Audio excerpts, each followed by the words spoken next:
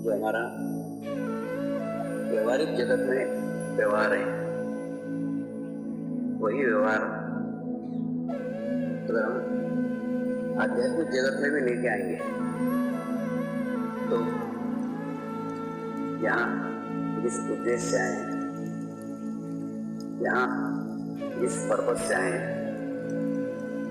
तो उद्देश्य पूर्ण नहीं हो सकता।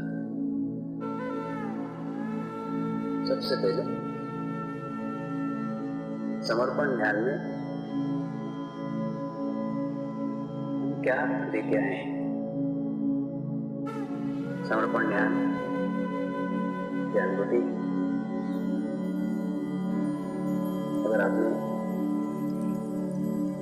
कीमत देके पाई हो, समर्पण ध्यान की अनुभूति अगर आपने प्रयत्न करके पाई हो, समर्पण ध्यान की अनुभूति आपने बुद्धि को विकसित करके पाई हो, ऐसा तो नहीं है।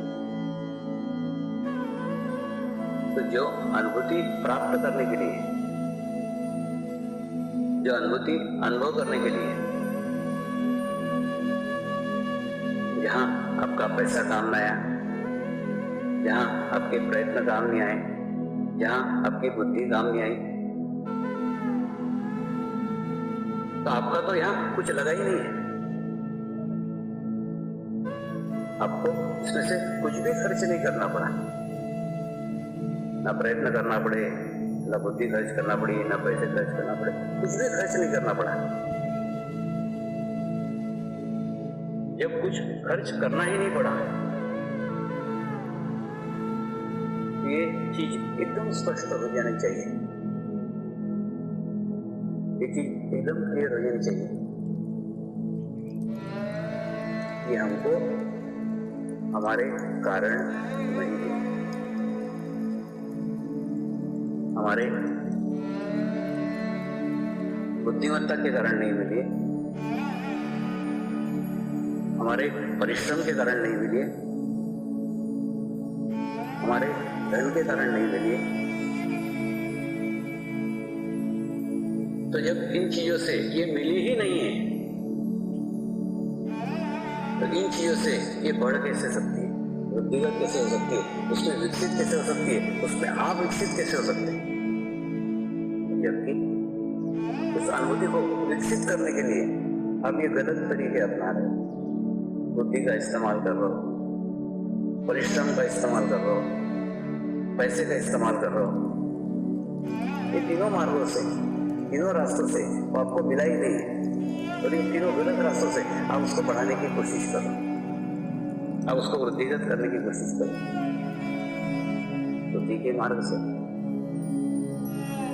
बुद्धि के रास्ते से आप उसको एनालिसिस करते हो,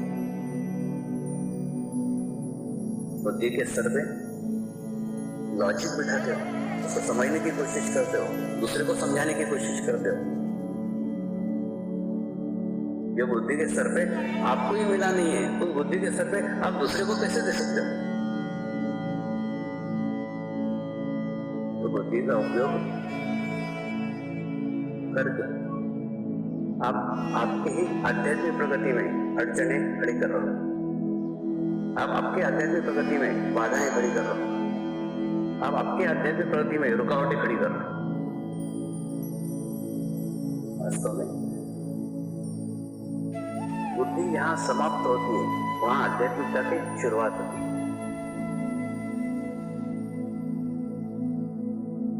इसलिए आप बुद्धि का इस्तेमाल करके तो नीचे की पादान के ऊपर आ रहा हूं, और नीचे के मार्ग के ऊपर आ रहा हूं। दूसरी बात रही परिश्रम की, तो उस अनुभूति को प्राप्त करने के लिए, उस अनुभव को प्राप्त करने के लिए आपने कोई परिश्रम नहीं किया, कोई पहाड़ नहीं फोड़े हैं, कोई मेहनत नहीं की, कुछ नहीं किया है, कोई श्रम नहीं किया है, कोई प्रयास नहीं किया है, कोई प्रयत्न नहीं किया है। तो अनुभूति बिना प्रयास के, अनुभूति बिना प्रयत्न के अनुभूति बिना श्रम के अनायासी ही प्राप्त हो गई। तो जो अनुभूति अनायासी प्राप्त हो गई हो, बिना प्रयत्न के प्राप्त हुई हो, बिना श्रम के प्राप्त हुई हो,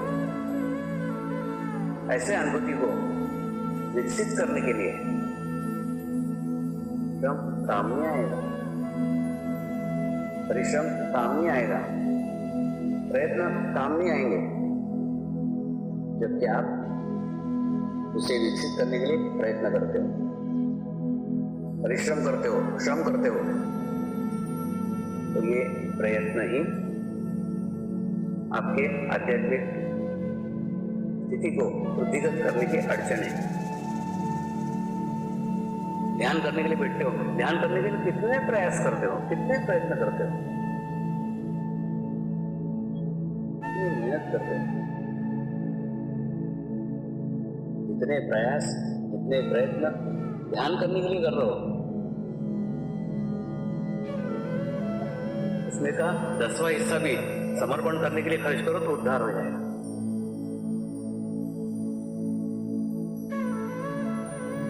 तो बाबा, ये ताला उस चाबी से खुलेगा ही नहीं। आपकी बुद्धि, आपका श्रम, आपका परिश्रम, आपका प्रयत्न यहाँ कुछ काम आने वाला नहीं है।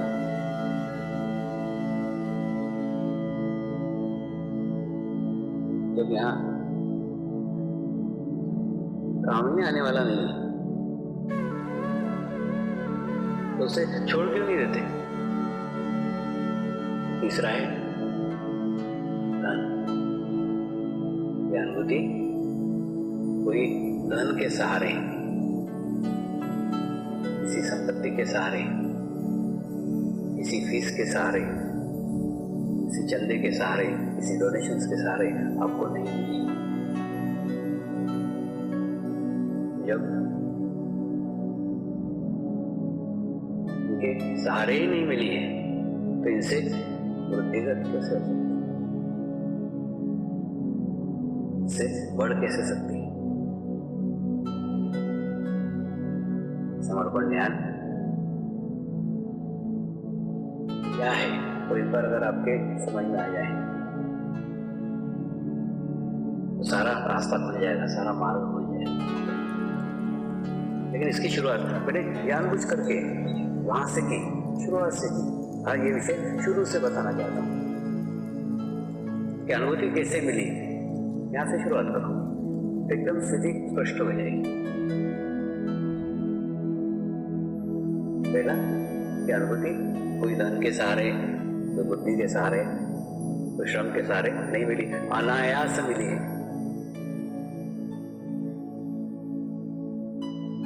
पिछले जन्मों के पुण्य कर्मों के कारण मिली, यानी वो मिली पिछले जन्मों के पुण्य कर्म के कारण। और हम वृद्धिगत करने का प्रयास इस जन्म के कर्मों से कर रहे हैं, प्रयत्नों से कर रहे हैं, बुद्धि से कर रहे हैं, श्रम से कर रहे हैं।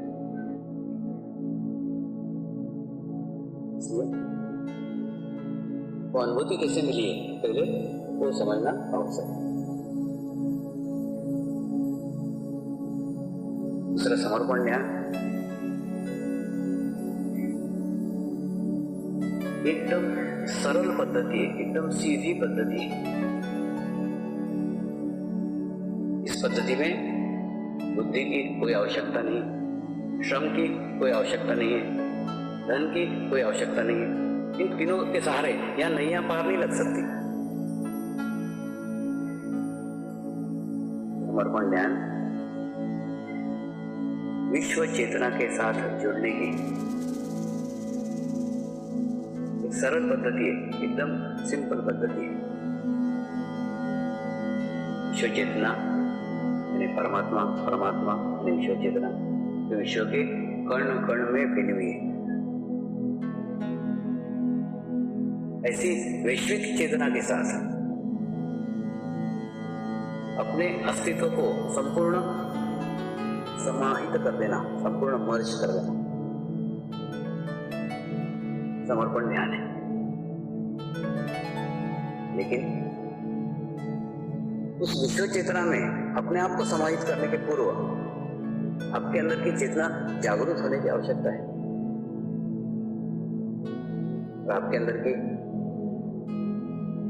चेतना जागरूक होने के लिए आपको शरीर से परे जाना होगा। बुद्धि, पैसा, श्रम, ये तीनों शरीर से संबंधित है, इनसे परे जाना होगा। उस विश्व चेतना में जुड़ने के लिए आपको चेतना बनना होगा। और आप जब चेतना बन सकते हो, जब आपके पास चेतना के अलावा जो कुछ है वो सब गिर जाना चाहिए। आपके पास चेतना के अलावा जो कुछ है वो सब गिर जाना चाहिए। तभी आप चेतना बन सकते हो। जो कुछ गिराने की बात कर रहा हूं, जो कुछ छोड़ने के लिए कह रहा हूं, वो तो लेकर भी नहीं आए थे। जो कुछ छोड़ने के लिए कह रहा हूं वो तुम्हारा तो है ही नहीं। जो तुम लेकर नहीं आए हो, जो तुम्हारा नहीं है, तो उसे त्यागने में, उसे छोड़ने में कहाँ कठिनाई है।